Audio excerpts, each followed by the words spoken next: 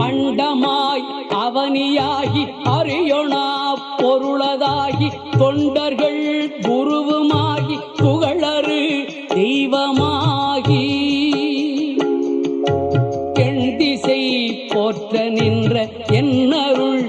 ஈசனான தென்திரள் சரவணத்தான் தினமும் என் சிரசை காக்க அண்டமாய் அவனியாகி அறியொணா பொருளதாகி தொண்டர்கள் குருவுமாகி புகழறு தெய்வமாகி எண்திசை போற்ற நின்ற என்னருள் ஈசனான தென்திரள் சரவணத்தான் தினமும் என் சிரசை காக்க